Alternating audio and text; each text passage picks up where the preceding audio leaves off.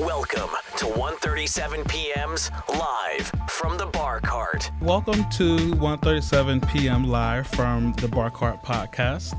I'm your host, JJ McCorvey. I'm senior editor of The Grind, where we feature young guys who are navigating the world of business and entrepreneurship. We have with us today Alex Stupak and David Rodolitz, co-founders of Empellon, the New York-based restaurant empire and purveyor of some of the tastiest and most creative Mexican dishes in the city. Love that. All true. So I want to jump right into Empellon and how you guys started it. You know, when you met, how you became partners. I think you opened your first restaurant in 2012? 2011, I think. Okay. 11. Yeah. All right. Tell me the story of how you met and why you decided to partner up. Sure. I'll start. I mean, I was a pastry chef for about 10 years, and I had this idea of departing from that in a big way. Yeah. I wanted to do Mexican cooking. I wanted to do it in an unusual way. And I came up with the idea for Empellon. What I basically did was, to make a long story short, is that I was cold calling investors and trying to get them to come to my apartment in Williamsburg where I could cook for them and just explain what was going on, which was a terrible experience, by the way. Yeah. No one believed in it. Everyone thought that Mexican should be QSR and burritos, and I was doing something a lot more elaborate. But one of the people who sat in on those dinners eventually was David Rodolitz, and the rest is history.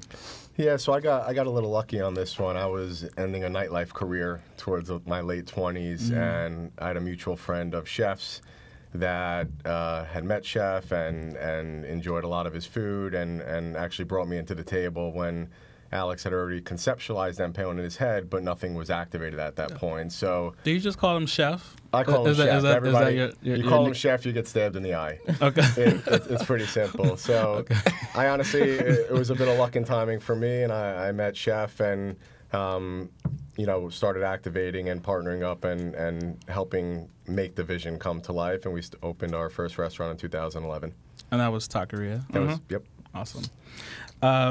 So I think it's very interesting. You know, you both work in the restaurant industry, obviously, but your experience as entrepreneurs, I think, is pretty different. It's pretty complementary. Alex, as you said, you've been a chef for years. You started in high school, like learning about the culinary arts. David, you're also the founder of Impulse, an event production company. Sure. So talk about how you two work together and how your backgrounds complement one another. Chef, should I take a stab at that? Yep. I mean, quite simply, we do divide and conquer. I'm a chef first, so I'm definitely much more focused on the kitchen. When we opened the first restaurant, I was only focused on the kitchen, and it took about 18 months later to kind of realize I had a restaurant that I didn't really love, and I didn't understand why. I was going through these emotions, and I couldn't put my finger on it. Yeah. And so my role has evolved quite a bit where, again, I would say if the food is a product or the restaurant is a product, we've kind of changed our view, and we're looking at the restaurant or Empellon as a holistic brand. You know, if you think about it, a restaurant as a product, it serves a purpose, right? So you need a good Mexican restaurant in your neighborhood. That would be a product filling a need. Whereas our goal is, man, I want Empellon, or man, I just had Empellon. You know, you have a good brand when people are bragging about that they just experienced it. So simply put, I focus more on the food, but David focuses much more on the service in the front, but that's an oversimplification. We really do meet up in the middle, and it's really about syncing up that message, and that message can manifest in so many different ways. It's the food on the plate, it's the plate itself, it's the drink in the glass, it's the environment that it manifests in, it's the website, it's the colors, it's the logo, it's the messaging, it's the way you train your staff. Does that make sense? Yeah, Dave? no, that's pretty accurate. I mean, we probably talk 30 times a day and or meet and have meals and drinks. Are you texting all day? We're texting, we're talking. You know, we now have 4 venues under our umbrella. So, you know, we're always in different spots running around, but we try to sync up via call or text or, you know, meetings at least, you know, once a day. I'm always thinking about things from the guest perspective and more of the front of house standpoint. And Chef, as he said, he's way more than just from the backside. He's overarching all parts of the business. So we think about everything, we talk about everything. And, you know, in the beginning, I'd say it wasn't where it is now. There was definitely a difference in thought process and what we should do for our brand and our customers, but now we kind of match up creativity and also what the guest wants and find this nice, midpoint that's thoughtful, creative, scalable, sustainable, and so we just talk through it every day. Yeah. Alex, I'm very interested in something you said earlier about creating an experience.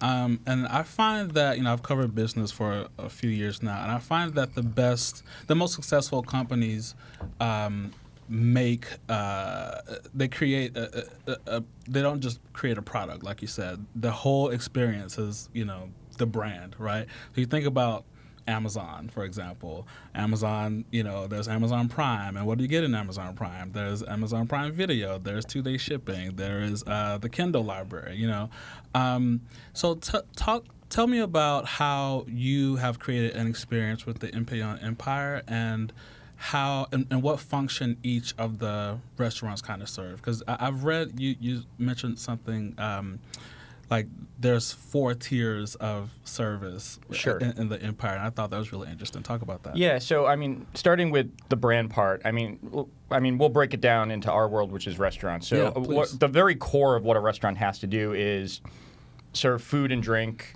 and good service and hospitality in an environment. Yeah. So you can do that and nail that, but that to me doesn't mean you have a brand. To me, that's just the core basic competencies you need. To me, what shifts is the story, the plot behind it, the reasoning, the director's commentary, if you will. For me, the best brands leave the consumer or the client with an emotional touch point. You know what I mean? So it's like, so to speak, if someone, you can explain a dish, but then if someone has that and they're excited by it and they're explaining what they had because that information is there to a stranger, so proverbially they're preaching the gospel for you, that's to me the beginning that you kind of know that you have a brand. You know what I mean? It's that the customers have an emotional connection to it. And different customers might have different emotional connections.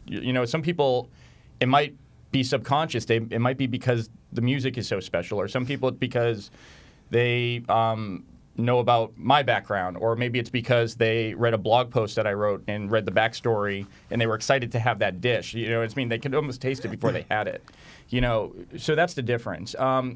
As far as the tiers to our brand, so it's a little complicated, but it makes sense to me. Again, I think most brands, the way they approach things is to be consistent as hell and be as repetitive as hell.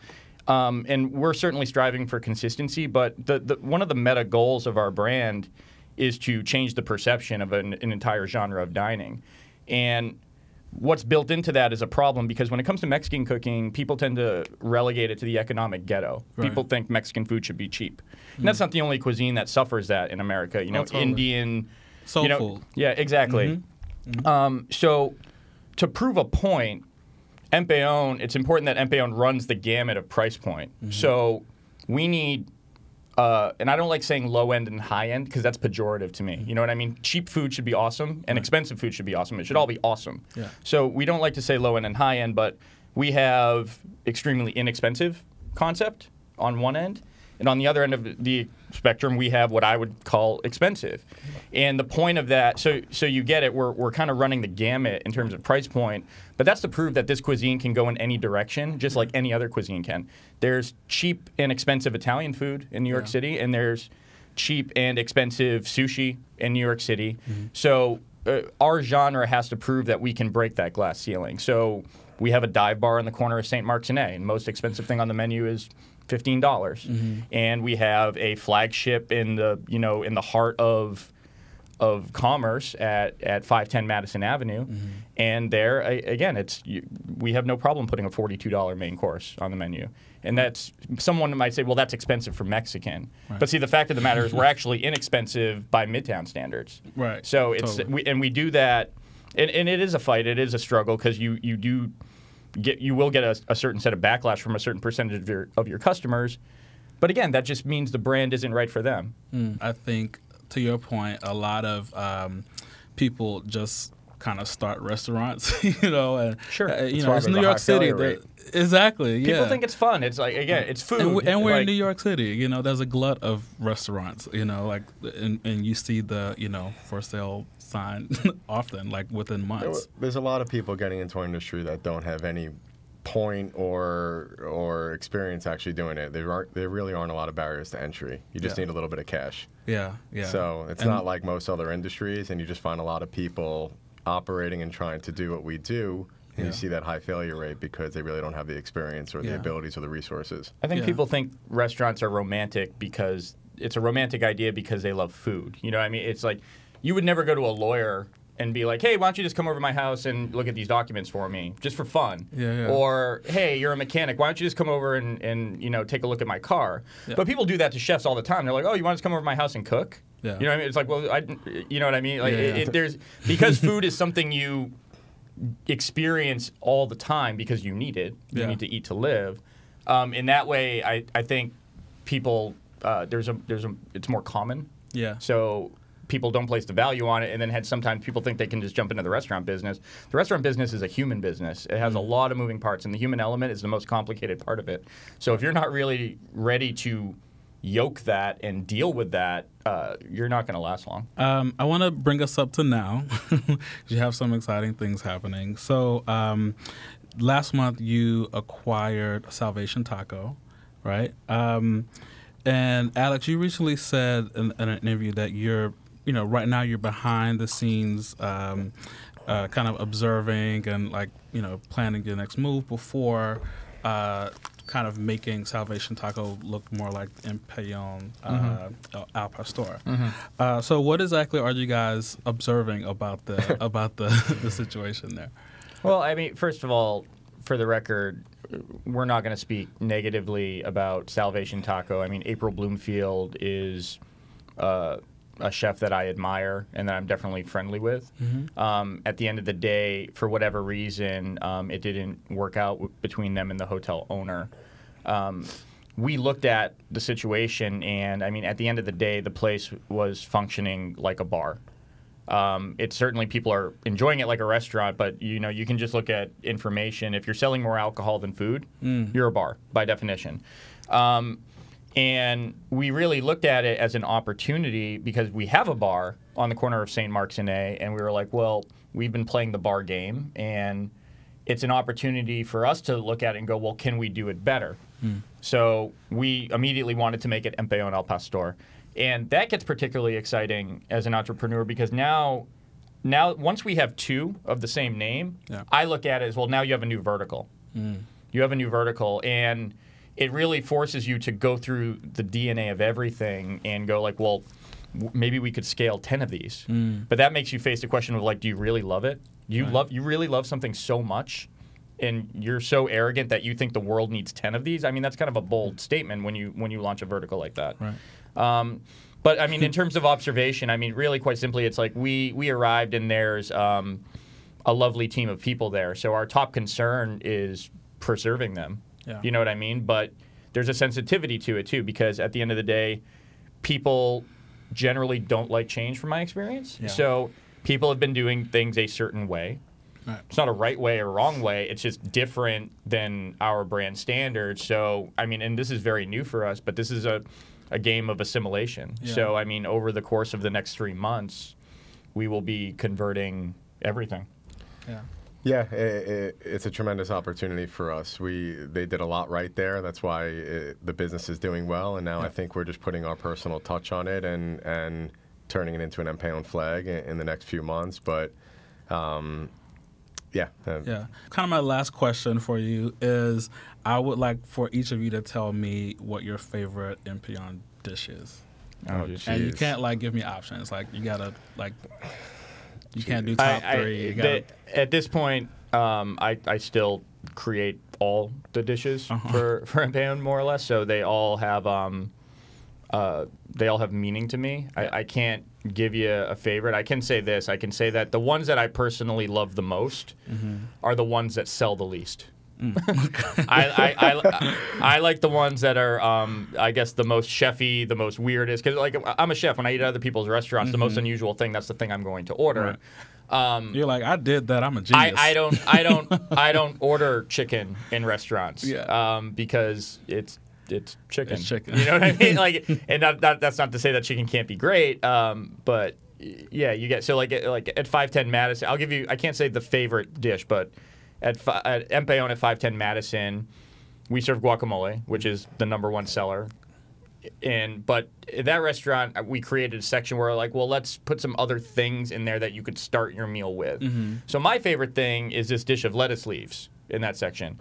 We take lettuce leaves and we serve them as other restaurants would serve crudité. So it's a salad that you eat with your hands, and we serve it with this salsa verde mousseline, and we season the leaves with this mineral water that was infused with sea salt and black pepper. And Wow.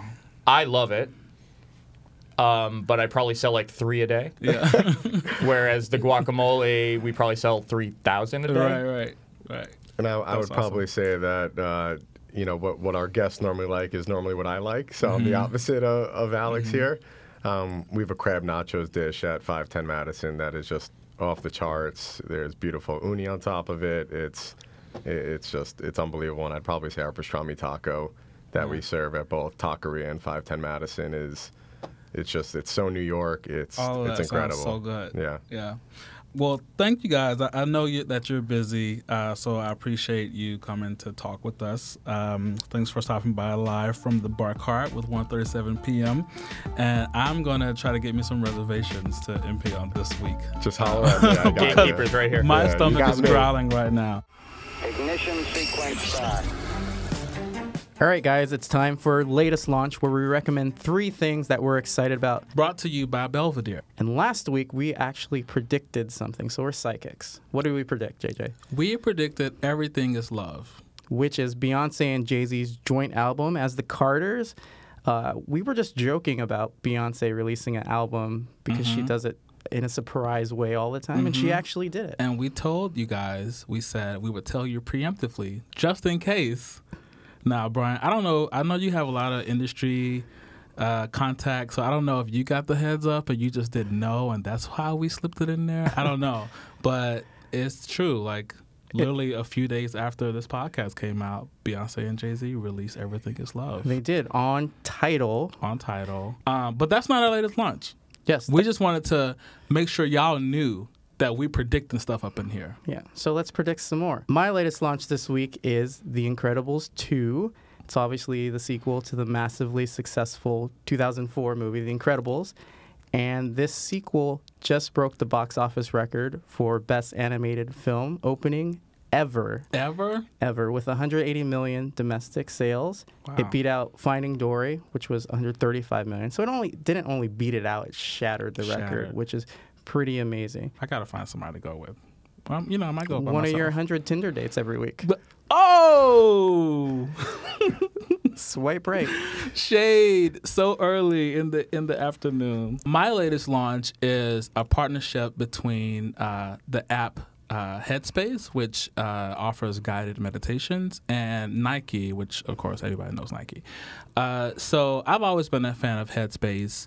There have been many days where I've been on deadline or like just having a stressful day at work, and I've put on my earbuds and play some Headspace and like let that really cool British guy like just talk me down from these skyscrapers that I'm standing on in my head. Wait, so I'm confused. It's a calming app, but it's partnering with an activewear company.